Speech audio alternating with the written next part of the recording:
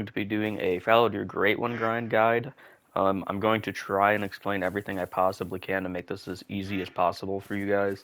Um, a lot of people make videos explaining things, and it's very hard to understand what they're saying sometimes because it's just they've been playing the game for so long. Maybe you're looking to do your first grind and you don't have that experience. So the first thing you're going to do is you're going to find your drink zones. They will never be anywhere past the left side of this map. If you split it in half, they will all be over here. Um, so you can have some down the river here, solo zones along the river, and then along the coast here you will have your solo zones as well. You might have herd zones there, but I never did. Um, also out here is a really good spot, and you're going to have quite a few out here. There's another zone up here. I don't know why it erased. I must have dead zoned it. But you will have um, nope, none there. You will have some solo zones. You might have one here. That's about it. I can't remember where it's at. That's Red Deer. Huh.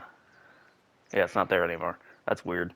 But yeah, your zones and stuff will be along the coast here. They will be up the river. You will have some here, and over to your right side of the map, you will have some as well.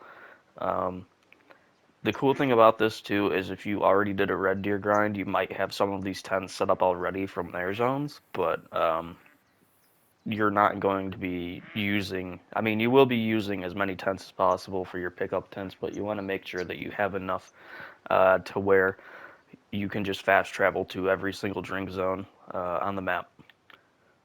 Drink zones and your stuff, you're going to be wanting to find your ideal weapon setup. So what I usually recommend doing for this to get them down quickly, unless you're really hard on cash, I would use the 300 mag, and if you don't have that, there's a bolt action one you can buy in the normal store. Also the 7 millimeter. The 7 millimeter goes from classes 4 to 9, so it's a pretty reliable rifle. I use this a lot because you still get the full cash and experience and stuff while you're shooting stuff, but you're also using a pretty large caliber weapon. Um, Now, after that, you're going to be setting up your tents at your spots, at your drink zones. You're going to be wanting to go at least 300 meters away from every single zone. So I will fast travel to this one, and I will show you exactly how far away this is. Um, Sometimes, depending on zones, deer like to move around, so you can set your tents up at 273 yards if you would like. I believe that's what this one is set up at that. Oh, look at that. We have a diamond just chilling here. Um, this is basically the remnants of my Great One grind. There's a lot of other deer. I just started shooting numbers down because I just had way too many diamonds on my map. But yeah, once you get your tents set down and your stuff, you're gonna be wanting to set up your tripods. Um, Once you have your tripods down, particularly you want them to be at least 165 yards away, if not more, because any closer you will be spooking animals, and it will make it a little more difficult to be walking up on your tripods um, while going for these guys without spooking them. You're going to want to find your ideal hunt time as well. Now this is different for, might be a little different for everybody, but usually they come out to 10 to 1300. Usually what I would do, I set my clock to 11 o'clock every single day and hunt the 2 hours that you have available. Um, these guys are a little weird, as in like once that time hits, they're basically schmoovin'. They're out of there. You might have a couple minutes leeway, but that's about it. You want to just be constantly changing that time back, and it can get expensive, so that's where the recommended gun comes into play because you will be making some decent money if you're farming these guys. I am up to 830K right now, but that includes my red deer grind, that includes this grind, and I started a whitetail grind.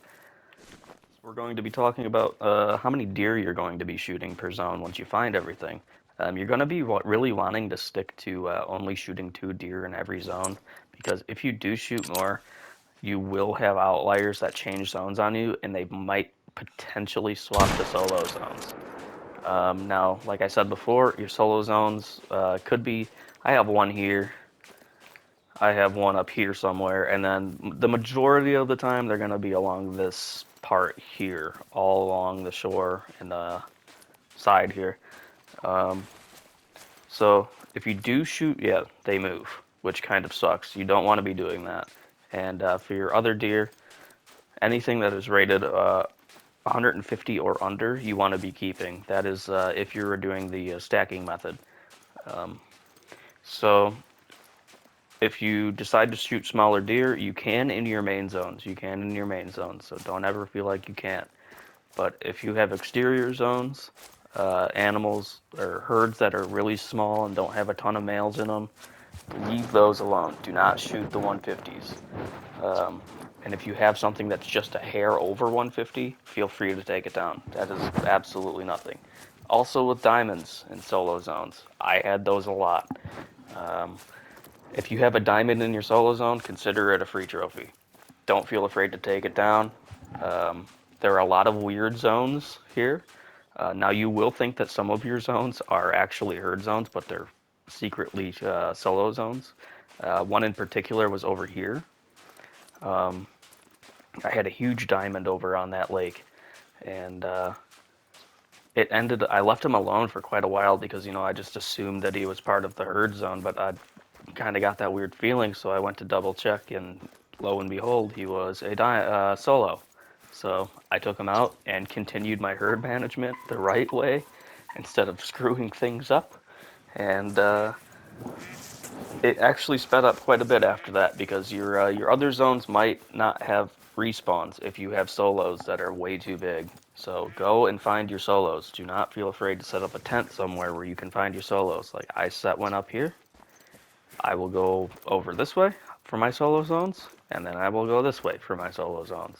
That's one tent. Do not place tents all over the place for your solo zones. It's just not worth it. And let's see what we got here real quick.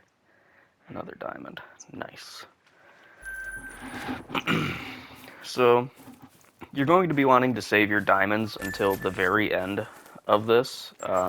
Particularly if you have a ton of diamonds and you're not having a lot of respawns, you can shoot your diamonds in your herd zones just to produce numbers. But I wouldn't shoot all of them. Take down a select few and see what happens, and then work your way down from there because your diamonds will respawn into something smaller. So weight average. Again, this is part of that diamond thing. You want to make sure that if you are not producing enough numbers and your respawns are really low, you want to be shooting some diamonds. Do not feel afraid to take some out. They aren't going to hurt anything. Once you do that, like I said, your numbers will respawn into smaller animals, and you can shoot those from there. This is a good actual representation of what I mean by not shooting anything over one or under 150. 150 is the base number. Like 143, 106, nothing over here you can shoot. And then it's the same here. Same over here. Those are all your small animals you want to be leaving alone. But this is a solo zone, so you could take them down if you wanted to. I just left them alone because I had so many freaking diamonds to begin with, and I probably could have gotten more. But yeah, that is basically that for your weight average and your diamonds and stuff. Let's keep going. Your fallow deer great one spawn. We're at that point. The funny thing is with my fallow deer, and I really never expected it, is it spawned over here. Now, I always left this lake alone because there was really nothing big there. But this is one of the locations of which your fallow can spawn. He can also spawn here, down here. I believe he can spawn over this way, and he can spawn over here. But yeah, what I was doing, I was getting really tired of not being able to find any deer to shoot, so I went over to this lake to pull my tent up because I just had enough of that hunting that lake because it was a pain to walk around. But he actually ended up being over here, and that's where the pressure is from. That's the great one that I got, the pressure. But yeah, your the great one can spawn here, here, any here, any maybe over here and over here. But you will have solo zones here, so make sure you do keep an eye out. It might only be one, but it's worth to keep looking out for them. This guide helps you in some shape or form. If you do have questions or comments, you can put them below. I will try my best to answer them. If I screwed up anything in this guide that anybody could think of, please leave that below as well. I will try my best to reiterate and fix the problem, get the solution out there, and yeah, that's about it, guys. I appreciate you watching. I will see you all later. 1,500 kills. That's when I got them.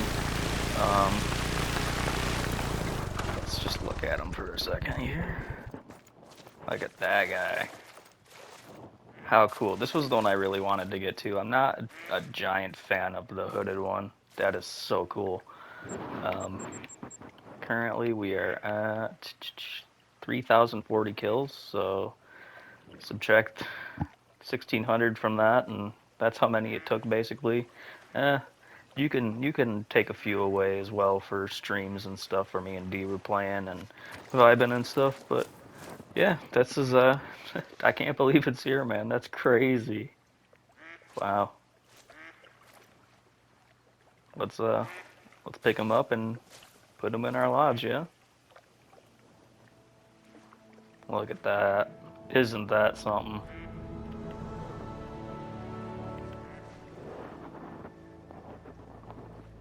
Wow. Fabled Mocha. Very nice. I got goosebumps. I'm not gonna lie. That's so cool. Thank you guys for sticking around. I plan on doing like kind of like a lodge tour here in a little bit, sometime this week. But yeah, this is the great one. Thank you guys for hanging out. I will see you later. Peace.